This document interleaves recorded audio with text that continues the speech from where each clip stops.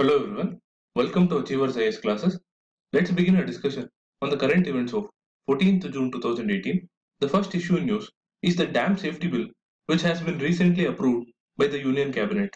The bill aims at setting up a National Dam Safety Authority which will coordinate with the state level dam safety organizations and the owners of the dams for standardizing safety related data and practices. In this regard, the National Dam Safety Authority will investigate dam failures and will have the authority to fine the states which fail in implementing safety measures. It will further look into unresolved conflicts between the states which share dam territory and look into eliminating potential causes for such interstate conflicts.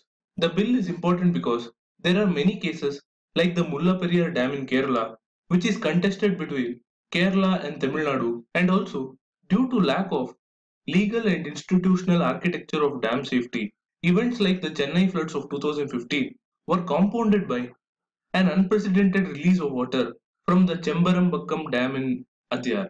Therefore, such issues can be effectively addressed by putting in place an institutional mechanism which the current bill aims to achieve.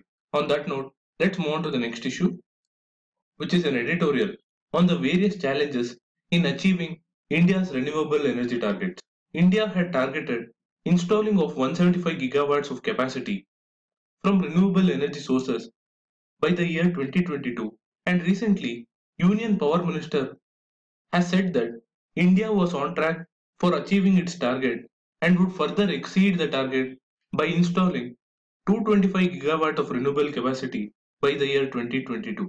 This is surprising because India has missed several interim milestones and yearly targets in achieving its goal. This is because there are technological and financial challenges with respect to both wind and solar energy, which could be erratic, and India's electricity grid has to be modernized to distribute such power efficiently. Then, the wind and solar tariffs, which are decided by competitive bidding, have hit very low levels, and the suppliers of such energy are working with wafer thin margins. While these financial and technical challenges have limited capacity addition to just 69 gigawatt till date, India has to add more than twice the capacity added in the last 4 years to meet its target by 2022. Further, there are various policy uncertainties in the solar sector, like on one hand, the manufacturers of photovoltaic cells have demanded a 70% safeguard on Chinese imports, but the imposition of any such duty will negatively impact the solar power suppliers who rely heavily on the Chinese hardware.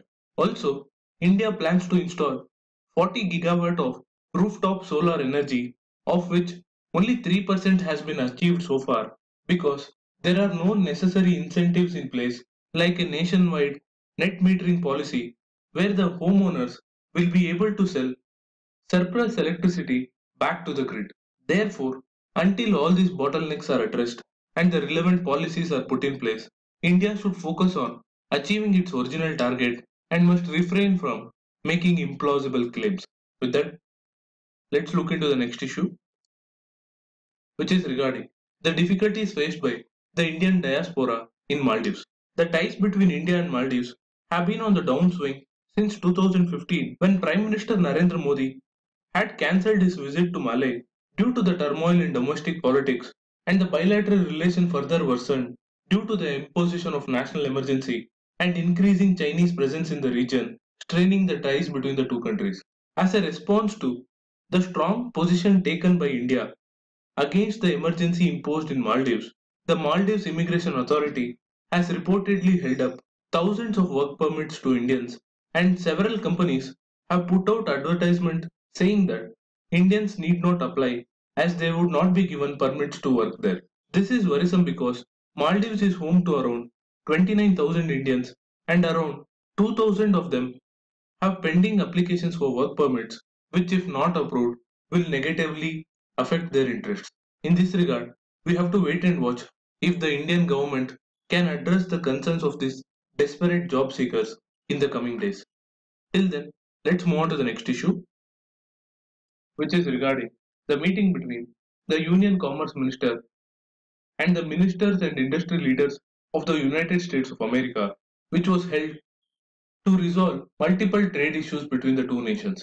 Some of the issues which were taken up were the price control on medical devices imposed by India, the requirement of data localization announced by the Reserve Bank of India for financial institutions, India's move to take the question of US imposition of steel tariffs to the World Trade Organization, etc., which could not be resolved due to the divergence of interest between the two nations. Therefore, a follow-on meeting is already scheduled and will further look into this issue based on the outcomes of the meeting.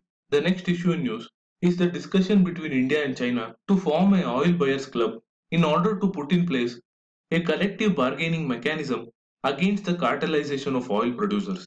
This is needed because the Asian countries, instead of getting a discount for bulk purchases, they are being charged an Asian premium by the West Asian oil producers such as Saudi Arabia, thereby increasing the cost of crude oil as opposed to the supply of crude oil to European countries. Given that oil prices have hit a 4-year high, it would be beneficial for these Asian countries, particularly for India and China, if they can form an oil buyers club so that they can negotiate better terms with the sellers. Apart from these issues, there is also an article on the government's failure to attract buyers in the disinvestment sale of Air India, the reasons for which I have already discussed in detail in my previous news analysis video, and I request those who have missed it to go back and watch the same. With that, I'm wrapping up today's news analysis. Do share this content if you like it. Thank you for watching. Have a nice day.